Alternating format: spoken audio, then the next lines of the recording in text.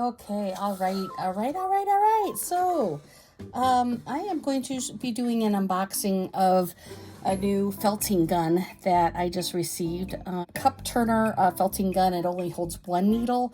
There is a $150 felting gun that holds up to 5 needles. I felt that due to my injuries and I'm good at hurting myself, that one is enough. You have, when I unboxed it, it already came together. The only thing that I had to do was add the needle and tighten the screw. It came with these really nice felting gloves. I love them. One is longer for your finger, and then the other one is shorter for your thumb. And medium, fine, and large needles for your felting. If you buy needles from any other company, you are more than welcome to use those too, because they fit. And so I'm going to show you how it's done.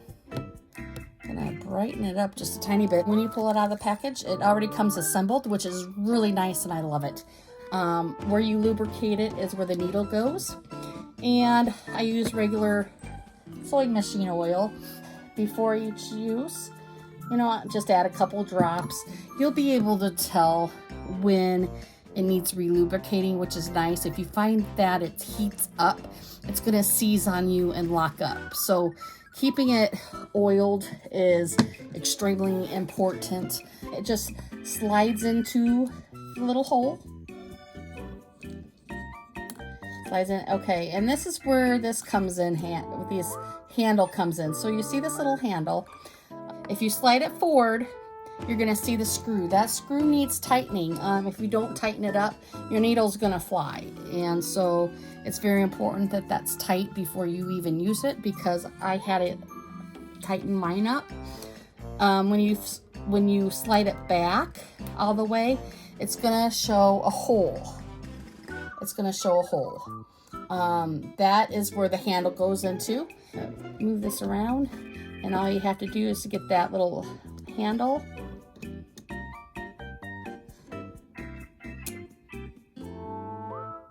in the hole, and that's what's going to hold the needle. And then all you do is take the cover, and you're just going to slide the cover up, and that's going to protect and hold the needle in place. And so on the front end of it, that's what it's going to look like. That's it.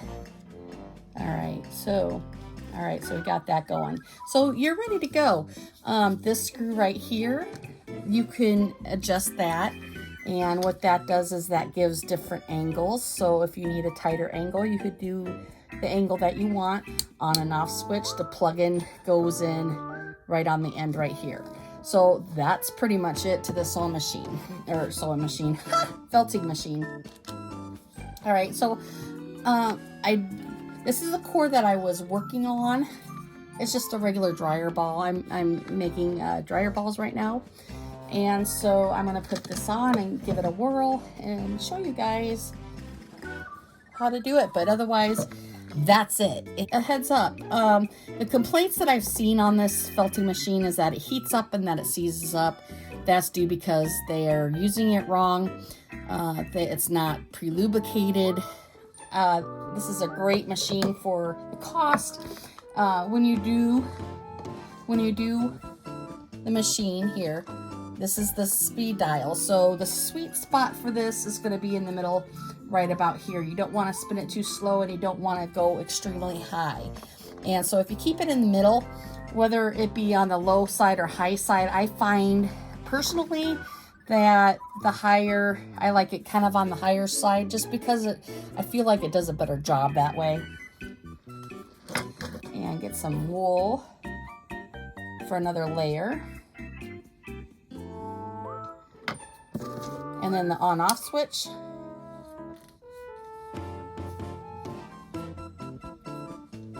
And then you need to turn the knob on to make it go, and then it will light up. So, listen to that, baby. Okay, this is about the middle. It's quiet. And if you have it threaded right, it's going to be really, really, really, really smooth. This is right exactly in the middle. And this is on the middle on the high side. This is middle on the low side. So,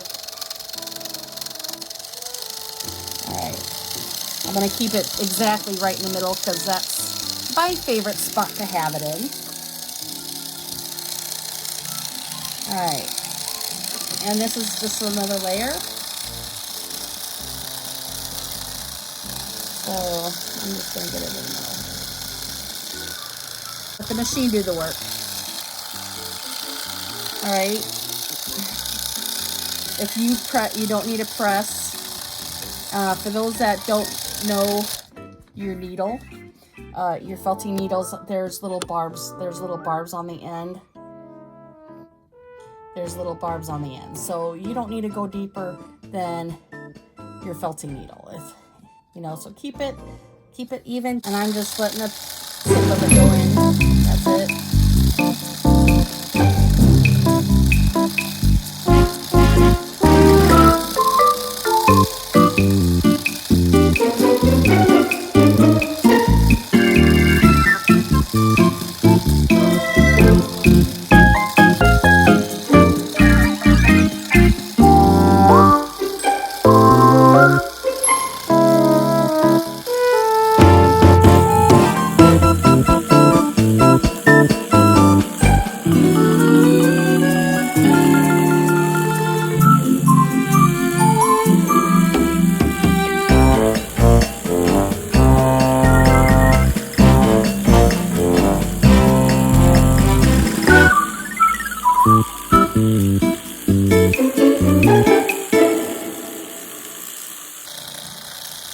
And just know I'm not a professional YouTube recorder, so this is YouTube.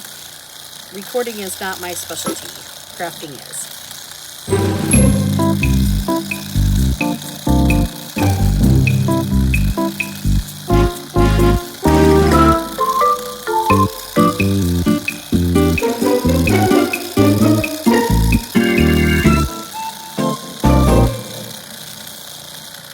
See, all right, and then even with this,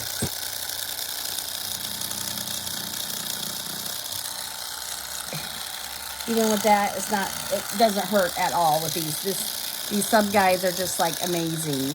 This is a ball. This is what it's felted. It would usually take me over a half an hour just to get this done, and I had it done in under, almost 12 minutes, Oops, and I forgot a tip.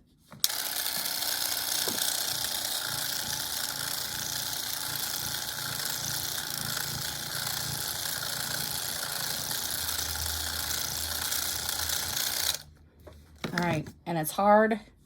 I have it hard.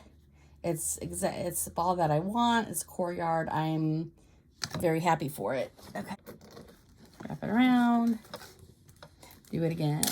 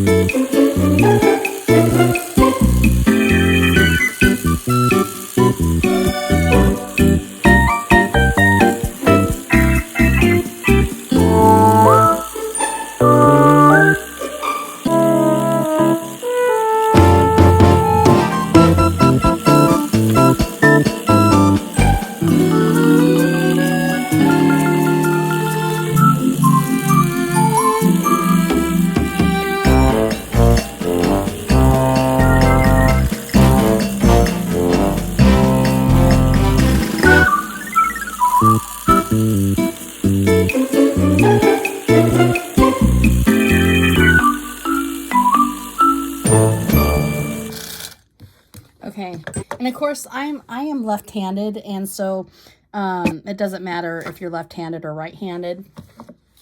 You know, it's very comfortable, and no matter what hand you like, that's what I like about it. But before I use it, I just lubricate it, just one drop, because it does go at a rate of high speed. So that's all there is to it. Less than 50 bucks. You know, it's a good machine, and I would highly recommend it. There are going to be times where I'm going to be wanting to hand needle, but for doing core work and, you know, bigger areas, you bet I'm going to be using this machine. So happy crafting, y'all. Have a great day, and thanks for watching. And if you want to subscribe, please subscribe. I have felting, spinning, and my photography. Have fun and have a great time.